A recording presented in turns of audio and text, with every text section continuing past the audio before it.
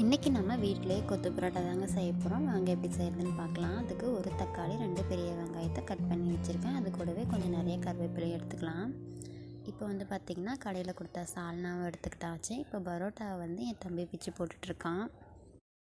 உங்களுக்கு எந்த அளவு கொத்து பரோட்டா தேவையோ அந்த அளவுக்கு நீங்கள் பரோட்டா எடுத்துக்கோங்க. நாங்கள் வந்து ஒரு 7 பரோட்டா எடுத்துக்கிட்டோம். இப்போ வந்து ஒரு பாண்டலில் எண்ணெய் ஊற்றிட்டு பெரிய வெங்காயம் கருவேப்பிலை சேர்த்து நல்லா வதக்கி விட்டுறலாங்க. இது நல்லா வதங்கின உடனே நம்ம கட் பண்ணி வச்சுருக்க தக்காளியை சேர்த்து நல்லா வதக்கி விட்டுடலாம். கடையில் வந்து பார்த்திங்கன்னா ரொம்ப நேரம்லாம் வதக்க மாட்டாங்க, சும்மா ரஃப்பாக அப்படியே வதக்குவாங்க. ஆனால் அவ்வளோ டேஸ்ட்டாக இருக்கும். நம்ம வீட்டில் செய்கிறதுனால நல்லா வதக்கி தான் பழக்கம். நல்லா வதக்கி விட்டுட்டு அது கூடவே கொஞ்சம் உப்பு சேர்த்துக்கலாம். தக்காளி வதங்கும் போதே அந்த உப்பு கூடவே வந்து மசாலாவும் சேர்த்துக்கோங்க.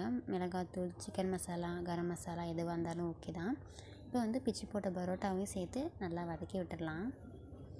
பரோட்டா கூடவே நடுவில் கொஞ்சம் கேப் பண்ணி விட்டுட்டு ஒரே ஒரு முட்டை மட்டும் நான் சேர்த்துக்கிட்டேன். முட்டை நிறைய போட்டாலும் நல்லா தான் இருக்கும். என்கிட்ட ஒரு முட்டை தான் இன்றைக்கி இருந்துச்சு, அதனால் ஒரு முட்டையை சேர்த்துட்டேன். அதையுமே நல்லா கிளறி விட்டுட்டு ஒரு டம்ளர் எடுத்து, ஒரு ஷார்ப்பான டம்ளர் எடுத்து இந்த மாதிரி குத்தி விட்டுருங்க. நான் குழம்பு அதிகமாக ஊற்றிட்டேன்னா என்னென்னு தெரியல, உதிரி உதிரியாக வரல, கொஞ்சம் கொல கொலன்னு வந்துருச்சு. ஃபஸ்ட் டைம் ட்ரை பண்ணியிருக்கேன், சாப்பிட்ற மாதிரி தான் இருந்துச்சு. நீங்களும் கண்டிப்பாக ட்ரை பண்ணி பாருங்கள். ஆனால் என்ன கடை டேஸ்ட்டு வரல. இந்த மாதிரி வீடியோஸ் பார்க்க நம்ம சேனலை மறக்காமல் சப்ஸ்கிரைப் பண்ணிக்கோங்க. Thanks for